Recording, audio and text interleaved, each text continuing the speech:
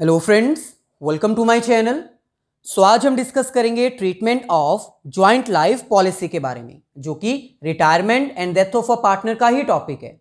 Retirement and death of a partner के जितने भी टॉपिक्स अब तक हमने अपलोड किए हैं, उन सभी वीडियोस का लिंक डिस्क्रिप्शन में गिवन है, आप जाकर देख सकते हैं। इसमें फर्स्ट ऑफ ऑल हमें जॉइंट लाइफ पॉलिसी का मीनिंग अंडरस्टैंड करना है, देन इनके ट्रीटमेंट्स को भी अंडरस्टैंड करना है कि अगर किसी पार्टनर की डेथ हो जाती है या फिर कोई पार्टनर रिटायर हो जाता है, इन दैट केस उनका क्या ट्रीटमेंट हमें करना पड़ता है।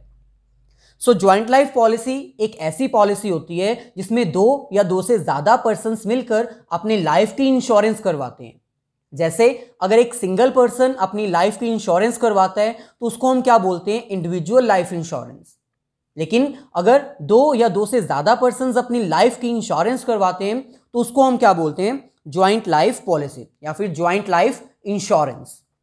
यहां पर हमें कह रहे हैं joint life policy is a policy taken by partners jointly on their life.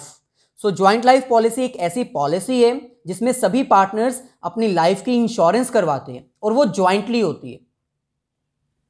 Policy is taken to reduce the burden of paying large amount to the partners at the time of retirement or death। अब आपको ये पता होगा, जब कोई partner retire होता है या फिर किसी पार्टनर की डेथ होती है, इन दैट केस उस रिटायरिंग या फिर डाइंग पार्टनर को हमें कुछ अमाउंट पे करनी होती है। उस अमाउंट के बर्डन को कम करने के लिए ये लाइफ इंश्योरेंस पॉलिसी करवाई जाती है, क्योंकि जब कोई पार्टनर रिटायर हो जाता है या फिर उसकी डेथ हो जाती है, इन दैट केस जो इंश्योरेंस कंपनी है वो कुछ अमाउंट पे करती है एज अ क्लेम। वो क्लेम को यूज करके हम आउटगोइंग पार्टनर को पेमेंट कर सकते हैं। इट मींस फर्म का जो बर्डन है वो डिक्रीज हो जाता है। Insurance company pays the amount of insurance at the time of maturity और retirement slash death whichever is earlier. यहां पर हमें कह रहे हैं इंश्योरेंस कंपनी इंश्योरेंस का क्लेम कब पे करती है, दोनों में से जो भी डेट पहले आएगी, या फिर मैच्योरिटी डेट आ चुकी है यानी पॉलिसी मैच्योर हो चुकी है तब वो इंश्योरेंस क्लेम पे करेगी और वो फुल पे करेगी। लेकिन अगर मैच्योरिटी डेट से पहले कोई पार्टनर रिटायर हो जाता है, इन दैट केस उसको पहले भी पेमेंट करनी पड़ सकती है। दोनों में से जो भी डेट पहले आएगी उसके अकॉर्डिंग इंश्योरेंस कंपनी अपनी पेमेंट कर देगी। अब अगर बात करें ट्रीटमेंट की, तो बेसिकली 3 मेथड्स हैं इसमें, जिसमें डिफरेंट ट्रीटमेंट्स हमें करने होते हैं ज्वाइंट लाइफ पॉलिसी के। फर्स्ट हमारे पास आता है प्रीमियम मेथड, सेकंड हमारे पास आता है सरेंडर वैल्यू मेथड, और थर्ड हमारे पास आता है joint life policy reserve method. ये 3 मेथड्स हैं, तीनों ही मेथड्स का ट्रीटमेंट डिफरेंट है, इसलिए आज की इस वीडियो में हम अपना फर्स्ट मेथड अच्छे से कवर करेंगे, विद एग्जांपल आपको सारे पॉइंट्स क्लियर करेंगे। अगर अब तक आपने हमारे चैनल को सब्सक्राइब नहीं किया है तो प्लीज इसको सब्सक्राइब कर लीजिए, साथ में बेल आइकन भी क्लिक कर दीजिए। इकोनॉमिक्स के लिए आप सेपरेट चैनल इकोनॉमिक्स बाय जोली कोचिंग को रेफर कर सकते हैं। और अगर अब तक आपने वीडियो को लाइक नहीं किया है तो इसको लाइक करके अपने सभी फ्रेंड्स, सभी क्लासमेट्स के साथ शेयर कर दीजिए। ये हमारे पास first method premium method. Premium method एक ऐसा मेथड है जिसमें लाइफ इंश्योरेंस पॉलिसी को एज एन एक्सपेंस ट्रीट किया जाता है।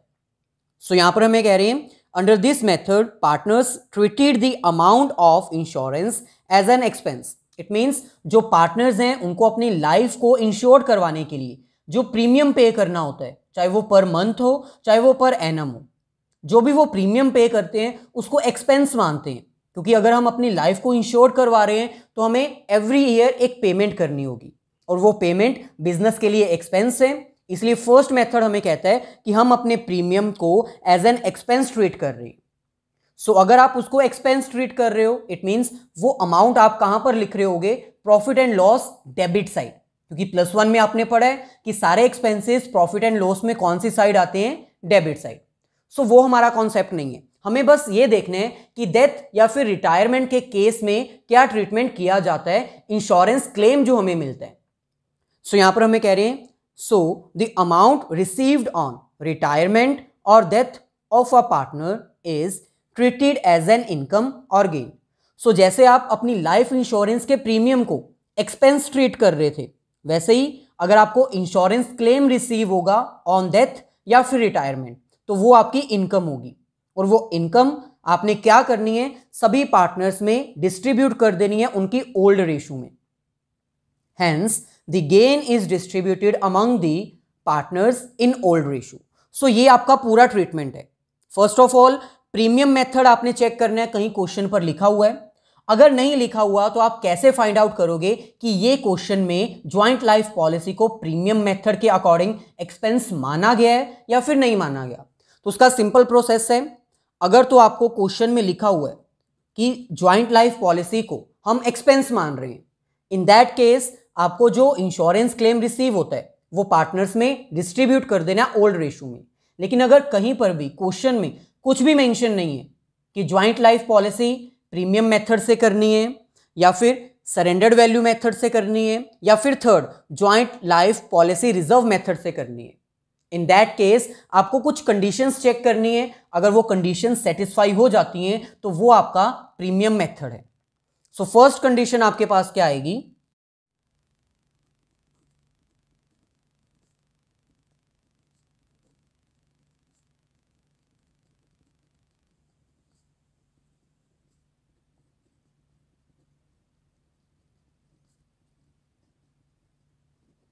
सो ये आपकी कंडीशन है, no information in the balance sheet. अगर आपको जो गिवन है बैलेंस शीट उसमें ज्वाइंट लाइफ पॉलिसी के रिगार्डिंग कोई भी इंफॉर्मेशन नहीं गिवन, ये फर्स्ट कंडीशन हो गई। सेकंड कंडीशन,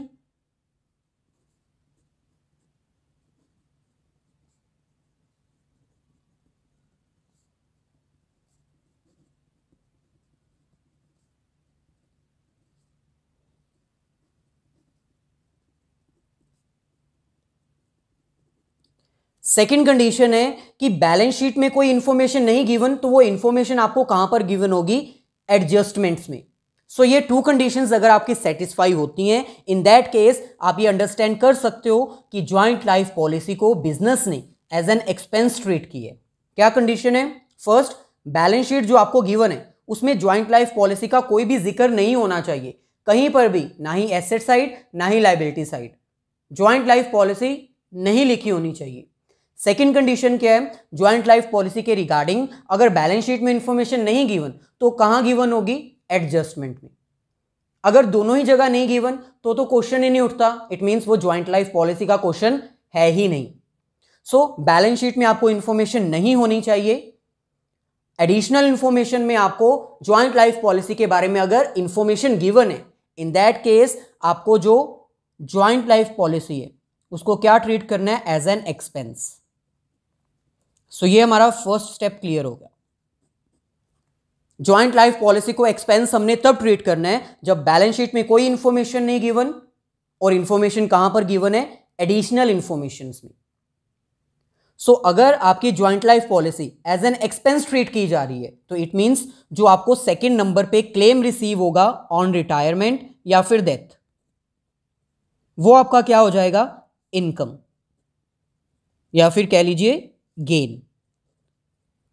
और उस गेन को थर्ड स्टेप में आपने क्या करना है, डिस्ट्रीब्यूट कर देना है सभी पार्टनर्स में, जितने भी पार्टनर्स हैं उन सब में इसको डिस्ट्रीब्यूट कर देना है। कौन से रेशो में, ओल्ड रेशो में।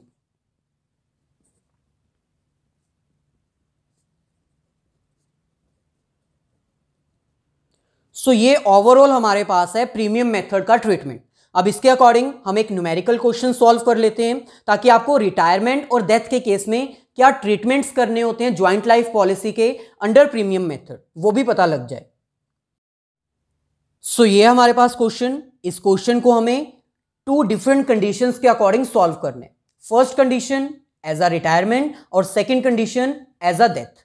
सो क्वेश्चन में हमें कह रहे हैं A, B and P partners हैं जो कि शेयर कर रहे हैं 3-2-1 में। उन्होंने ज्वाइंट लाइफ पॉलिसी एक्वायर की थी 1,20,000 की। पी की डेथ हो जाती है 31 मार्च 2017 को, या फिर वो रिटायर हो जाता है 31 मार्च 2017 को।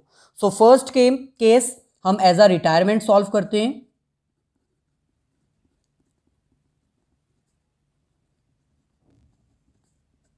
सो 31 मार्च 2017 को पी पार्टनर रिटायर हो जाता है। The insurance company pays the full amount of the claim. अब आपको यहां पर ध्यान रखना चाहिए, मैंने दोनों क्वेश्चन सॉल्व करने हैं इसलिए पूरा क्वेश्चन मर्ज कर दिए। आपको क्या ध्यान रखना है, जब पार्टनर की रिटायरमेंट होती है इन दैट केस कंपनी जो है, जो इंश्योरेंस कंपनी है, वो कभी भी फुल क्लेम नहीं पे करती। वो क्या पे करती है, सरेंडर्ड वैल्यू। इट मींस अगर आप बिफोर मैच्योरिटी अपनी पॉलिसी क्लेम करना चाहते हो, बिफोर मैच्योरिटी कोई पार्टनर रिटायर हो जाता है, इन दैट केस आपको फुल अमाउंट क्लेम की नहीं मिलती। अगर आपने 1,20,000 का इंश्योरेंस करवाया था तो आपको 1,20,000 नहीं मिलेगा। सो ये लाइन डेथ के केस के लिए है, इसको मैं हाईलाइटेड कर दूं। Insurance company pays the full claim, ये डेथ के केस में आएगा। रिटायरमेंट के केस में ये हमारे पास लाइन है, the surrendered value of the policy on 31 March 2017 is 30,000। सो जब पार्टनर रिटायर हुआ एट दैट टाइम हमारी इंश्योरेंस पॉलिसी जो है वो मैच्योर नहीं हुई थी। सो हम बिफोर मैच्योरिटी हम क्लेम कर रहे हैं अमाउंट को, तो इंश्योरेंस कंपनी 1,20,000 फुल क्लेम नहीं देगी। कितनी अमाउंट देगी, सरेंडर्ड वैल्यू। सो 30,000 हमें रिसीव हो रहा है। सो क्वेश्चन में कहीं पर भी हमें यह नहीं कहा गया कि एक्सपेंस ट्रीट करना है। अब क्योंकि हम एक्सपेंस का ही सॉल्व कर रहे हैं और हम पूरा क्वेश्चन नहीं सॉल्व कर रहे जिसमें बैलेंस शीट भी गिवन होगी, पार्टनर्स कैपिटल अकाउंट भी प्रिपेयर करना है, क्योंकि यहां तक आपको सारे ट्रीटमेंट्स आते हैं। अगर कोई कंफ्यूजन है रिवैल्यूएशन को लेकर, पार्टनर्स कैपिटल अकाउंट को लेकर, तो आप प्रीवियस वीडियोस चेक कर सकते हैं, सभी का लिंक डिस्क्रिप्शन में गिवन है। सो अभी हम फोकस करते हैं ज्वाइंट लाइफ पॉलिसी के ऊपर। सो ज्वाइंट लाइफ पॉलिसी हमने ली थी 1,20,000 की। अब पार्टनर रिटायर हो रहा है, डेथ नहीं हो रही उसकी। अगर डेथ हो जाती है किसी की तो इंश्योरेंस कंपनी को पूरा क्लेम पे करना होता है, लेकिन अगर डेथ नहीं होती, हम बिफोर मैच्योरिटी अमाउंट को क्लेम करते हैं, इन दैट केस पूरी अमाउंट हमें नहीं मिलती। सो हमें सरेंडर्ड वैल्यू ही मिलेगी, जो कितनी है, 30,000। सो इन दैट केस जो 30,000 है वो हमें रिसीव हुआ है, तो वही हमें पार्टनर्स में डिस्ट्रीब्यूट करना होगा। अगर इसकी जर्नल एंट्री हम पूछें तो सिंपल आ जाएगी, ज्वाइंट लाइफ पॉलिसी से हमें कितनी अमाउंट रिसीव हो रही है, 30,000। सो इसको डिस्ट्रीब्यूट कर देंगे। सो यहां पर हमारे पास आ जाएगा joint life policy account debit 30,000, और तीनों ही पार्टनर्स में इसको हम डिस्ट्रीब्यूट कर देंगे ओल्ड रेशियो में। सो 30,000 को अगर हम डिस्ट्रीब्यूट करेंगे 3:1 में, तो वो हमारे पास जो वैल्यूज आएंगी वो हम यहां पर मेंशन कर देंगे। सो ए की हमारे पास आ जाएगी 15,000, देन 10,000 और यहां पर 5,000।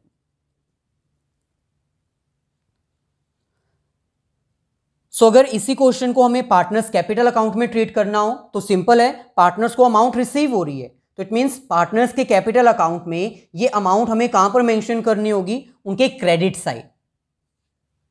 नेक्स्ट हमारे पास आता है सेकंड, डेथ के केस में हमें इसका ट्रीटमेंट क्या करना है। सिंपल है, अगर किसी पार्टनर की डेथ हो जाती है, in that case insurance company को फुल अमाउंट पे करनी होती है। जैसे कि यहां पर कहा गया है, the insurance company pays the full amount of the claim, चाहे मैच्योरिटी डेट आए चाहे ना आए। अगर किसी पार्टनर की डेथ ही हो गई है, in that case insurance company को पूरा क्लेम पे करना होगा, क्योंकि हमने इंश्योरेंस ही इसी चीज की करवाई थी कि किसी की अगर डेथ हो जाए तो हमें इंश्योरेंस की तरफ से क्लेम मिल जाए। सो अब क्योंकि डेथ हो चुकी है, चाहे मैच्योरिटी पीरियड आ चुका है चाहे मैच्योरिटी पीरियड नहीं आया, इवन देन जो अमाउंट है डेथ के केस में वो फुल ही रिसीव होगी। सो यहां पर हम जो भी ज्वाइंट लाइफ पॉलिसी है उसकी पूरी अमाउंट हमें रिसीव हो रही है, तो इन दैट केस हम पूरी अमाउंट को डिस्ट्रीब्यूट कर देंगे। सो यहां पर हमें हमारे पास एंट्री आ जाएगी joint life policy account debit, तीनों पार्टनर्स में अब हमें 1,20,000 डिस्ट्रीब्यूट कर देना है, to A, to B, to P.